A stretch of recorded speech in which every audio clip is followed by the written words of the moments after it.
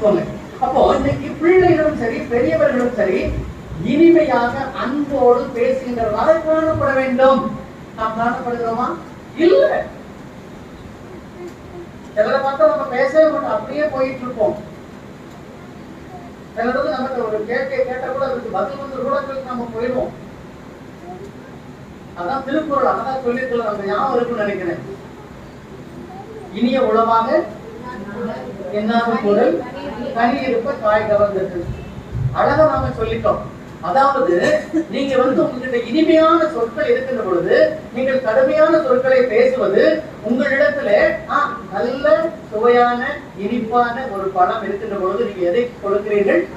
புளிப்பான காயை கொடுக்கிறீர்கள். மாம்பழ சீசன் இல்லையா? மாம்பழம் நல்ல பழுத்து இருந்தாதான் இனிப்பா இருக்கும்.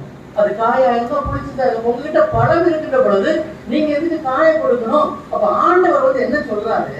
நீங்க எல்லாரிடத்திலும் அன்பாக இருக்க வேண்டும்.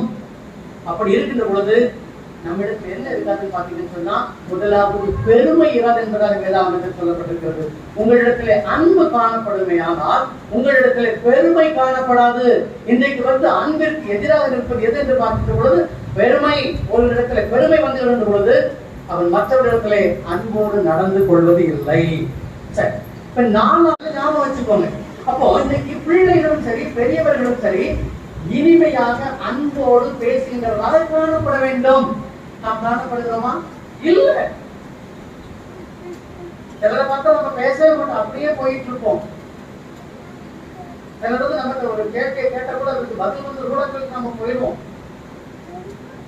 அதான் திருக்குறள் அழகா சொல்லிருக்கல, நம்ம ஞாபகம் இருக்குன்னு நினைக்கிறேன்.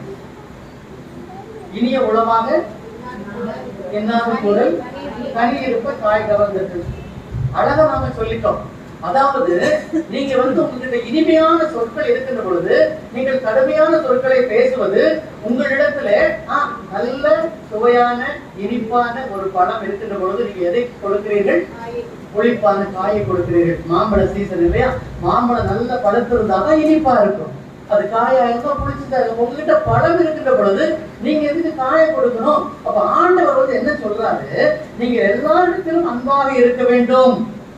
அப்படி இருக்கின்ற பொழுது நம்மிடத்தில் என்ன இருக்காதுன்னு பாத்தீங்கன்னு சொன்னா, முதலாவது பெருமை இராது என்பதாக வேதாகமத்தில் சொல்லப்பட்டிருக்கிறது. உங்களிடத்திலே அன்பு காணப்படுமையானால் உங்களிடத்தில்